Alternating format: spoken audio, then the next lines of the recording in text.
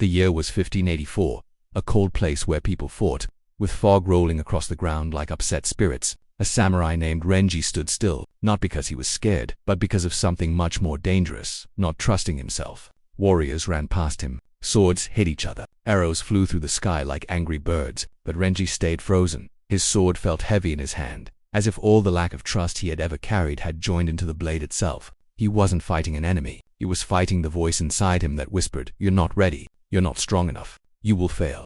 And the worst part was, Renji believed it. For a quick moment, he felt the world get smaller, the noise fade, and the battleground disappear until only his doubt remained. That day, the enemy didn't beat him. His mind did. And this moment of being unable to move became the start of a huge change that would one day remove self-doubt from his body, his breath, and his future. Welcome.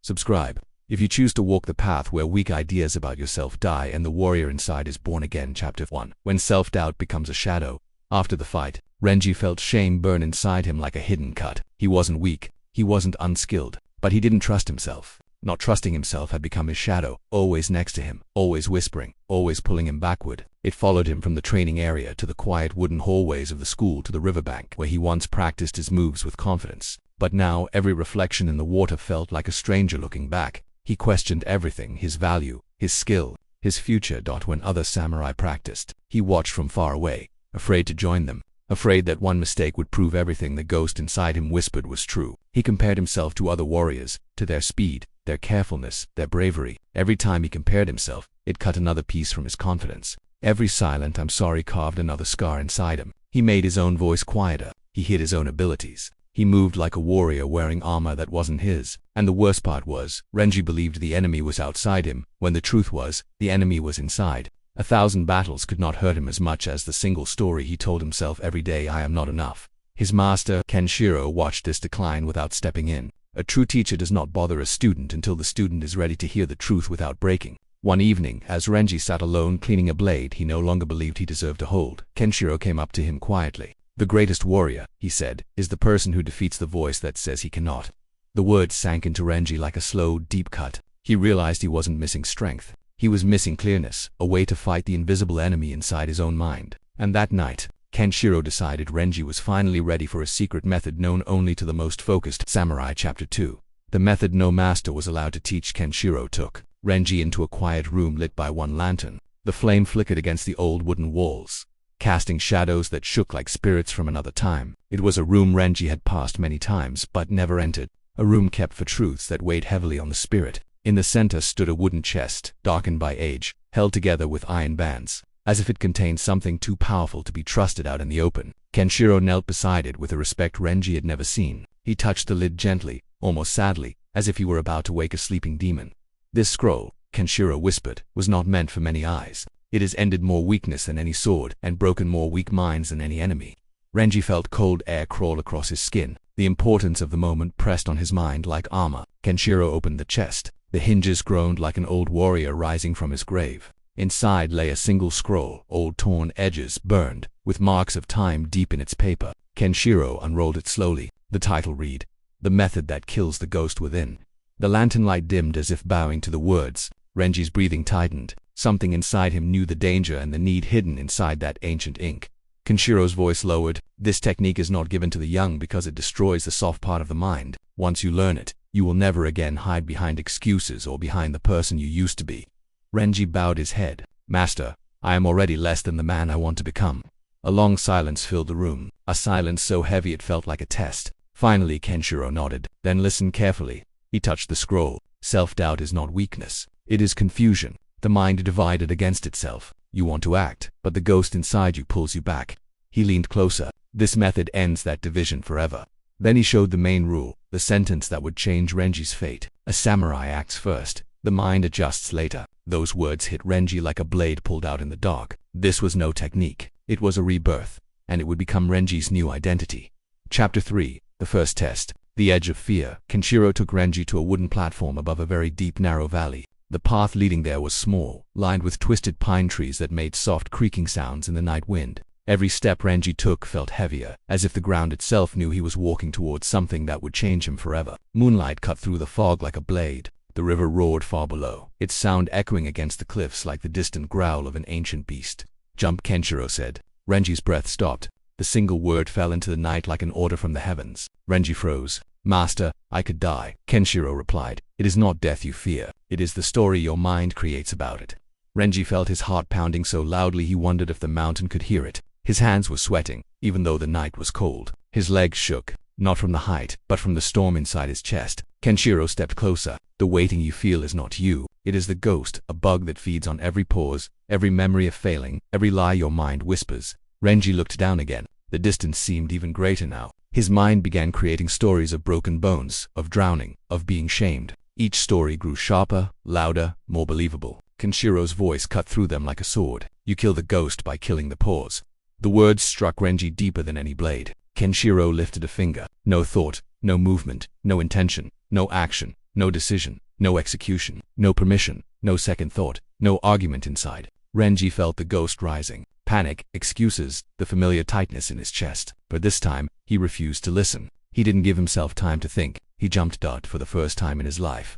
His mind did not win. In the cold rush of air, in the moment his feet left the edge, Renji felt something break. Not in his body, but in the wall his doubt had built around him. He came up in the water, gasping, not from fear, but from freedom. Chapter 4. The Forbidden Samurai.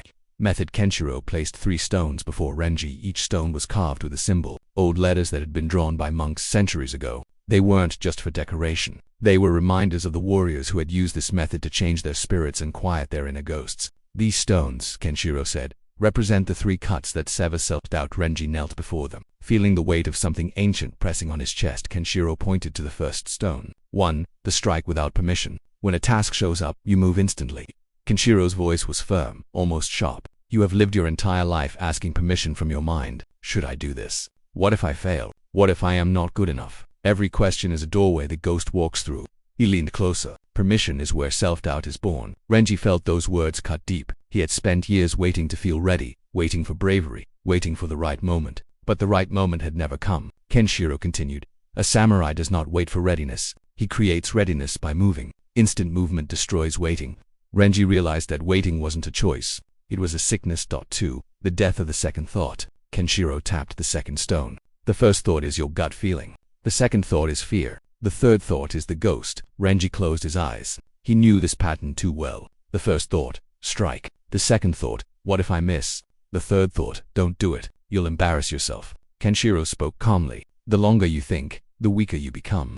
He drew a thin line in the dirt with his finger. Your gut feeling is pure. Your second thought messes it up. Your third thought kills it. Renji opened his eyes, feeling a rush of truth rise inside him. To only listen to the first thought was to listen to his true self. 3. The identity of already capable. Kenshiro rested his hand on the final stone. You don't act to become the warrior. You act because you already are. Renji felt something shift inside his chest, as if a locked door had just cracked open. Kenshiro continued. You have lived as a man trying to earn worth, trying to prove why you should exist, trying to show your skill, but worth is not earned. It is uncovered.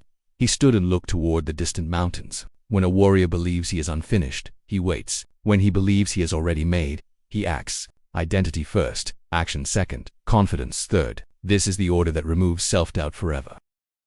Renji bowed his head to the 3 stones because he understood these were not just lessons, they were a new way of being. Chapter 5. When Renji broke the ghost, Renji trained without stopping. Days turned into nights, and nights became quiet battlegrounds where he faced the voice inside him. Every sunrise felt like a test. Every job felt like a fight with the ghost that had once controlled his life. When the morning bell rang, he moved before the old voice could whisper, sleep more.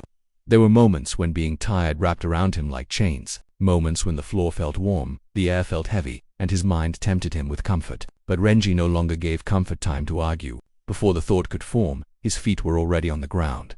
When a task appeared, he acted before the ghost could speak. Fetching water, cutting wood, cleaning the school floor, carrying stones up the hill. None of it was grand, none of it was heroic. But every action, no matter how small, was a battle fought and won against waiting. Each time he moved instantly, the ghost inside him weakened. Each time he cut off the old stories, the ghost lost another piece of its power. When a chance came to practice fighting, he stepped forward without thinking. This was the biggest change of all. Before, Renji would stand at the edge of the practice yard, watching others fight, imagining every possible way he might fail. Now, before those thoughts even appeared, he was already tying his headband and stepping into the circle. Action had replaced doubt. Motion had replaced fear. Clarity had replaced noise. Action became his shield. Instant movement became his weapon. Silence became his mind. The silence was not emptiness. It was presence, a deep stillness that dissolved every worried thought before it could take shape.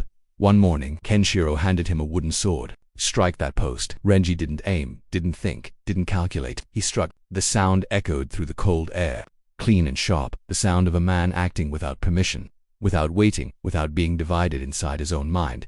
Kenshiro studied him quietly, then nodded. You are no longer two men, the one who wants to act and the one who stops him. You have become one. Renji felt something loosen inside him, a knot that had lived in his chest for years.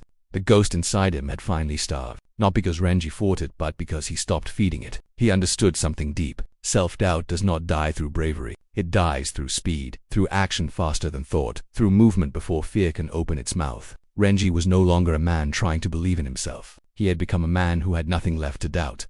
Chapter 6. The Warrior's Principle. Remove or be removed, Kenshiro explained. Self-doubt is not won over by force. It is won over by removal. These words echoed through Renji's mind long after they were spoken. He had always believed strength meant adding more courage, more confidence, more willpower. But Kenshiro's lessons showed a truth far older than any sword technique. It is not the weight you carry that breaks you. It is the clutter you refuse to let go of.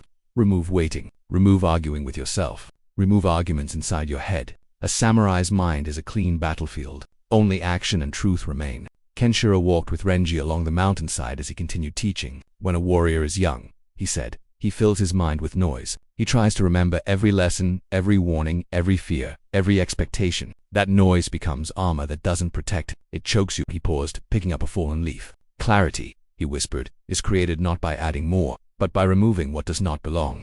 Renji listened, the wind carrying the master's words like ancient holy writings. He learned the rule. When the mind has no place to store doubt, doubt cannot survive. It was a concept so simple and yet so harsh in its honesty. Renji began living by taking things away. He removed the habit of thinking before moving. He removed the need to guess what would happen. He removed the fear of being judged. He removed the dream of perfectness. He removed the mental stories that had made him a smaller man. Less thinking, less worrying, less comparing, less questioning, more moving, more doing, more acting, more being.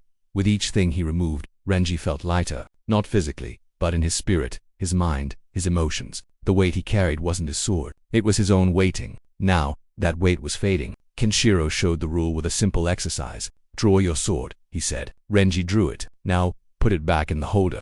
He did it again, faster, with no thought. Renji repeated the movement until he understood. The purpose was not to be a master of the sword, but a master of the mental space between wanting to do something and doing it. Clarity replaces self-doubt the way sunlight replaces darkness, not by fighting it but by being there. And Renji finally understood. The man who removes the unnecessary shows the unstoppable. Chapter 7. The Return of the True Self. Renji's change wasn't just about skill. It was about who he was. He no longer walked with his shoulders low. He no longer questioned every move. He no longer said sorry for existing. It was as if each step he took reshaped the ground beneath him. His presence had changed. Not louder, not mean, but steady, focused, unbreakable. The waiting gap was gone, so the ghost had nowhere to hide. People in the school noticed before Renji did. Young students who once looked past him now stepped aside respectfully when he passed. Older warriors who once ignored him now studied him as if trying to understand what invisible fire had begun burning inside him. But Renji did not walk like a man looking for approval. He walked like a man who had stopped arguing with himself. Renji realized something deep. The man he thought he was only the man his doubt allowed him to be. That false self, the shy one, the waiting one, the one who always questioned his worth, had been nothing but a story shaped by fear. His real self had been buried under years of stories, shame, and waiting. Every moment he had once called a failure had become a brick in the wall around his spirit. Every memory of not enough had become a chain around his potential. But the forbidden method had done something that no amount of praying, thinking, or cheering up ever could. It starved the ghost and revealed the man beneath. Through the forbidden method, he dug that true self out, not by looking inside for truth, but by acting outward with certainty. He learned the greatest warrior lesson. You do not think your way into a stronger identity. You act your way into one. Each instant action was a hammer blow breaking the shell of the man he used to be. Each non-waiting movement was a sword stroke cutting ties to old fears. And slowly, with each small win over waiting, his true self returned. Not perfect, not loud, not fearless, but clear. A man who moves, a man who decides, a man who trusts himself completely. And clarity is far more powerful than confidence. Chapter 8. A samurai never hesitates. On the final day of training, Kenshiro said, waiting is the treat of a mind that is not controlled. A cold morning wind swept across the mountain as the two stood overlooking the valley. Below them, the world looked peaceful. Rice fields, distant towns, rivers shining under the young sun. But to Renji the world felt entirely new, as if he was seeing it for the first time. Kenshiro continued. A warrior does not wait to feel ready. He moves, and readiness arrives after. He walked a few steps ahead, his footsteps slow, careful, steady, as if each one carried the weight of centuries of wisdom. Most people, Kenshiro said, live controlled by their thoughts. They wait for permission, for clarity, for the perfect moment, and in that waiting, their lives disappear. He turned toward Renji. A samurai creates the moment by acting.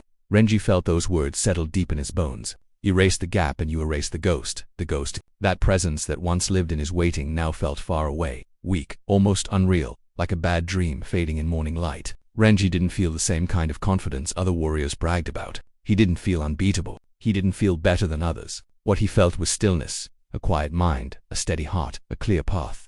Renji walked down the mountain, no longer looking for confidence, but carrying it in every breath, not because he felt strong, but because he no longer allowed his mind to create weakness. He understood now that strength wasn't something you feel, it was something you choose in the space between thought and action. Waiting had been a doorway where the ghost lived. By sealing that doorway with immediate action, Renji had removed the ghost's home entirely, and so with each step down the mountain path, he felt lighter, freer, more himself than he had ever been. Villagers he passed noticed a new presence in him, not louder, but sharper, not scary, but something you couldn't deny. For the first time in his life, Renji wasn't trying to become someone, he was someone. The forbidden method had rewritten him, not into a perfect man, but into a decisive one. And a decisive man fears nothing because he knows waiting, not failing, was always the true enemy.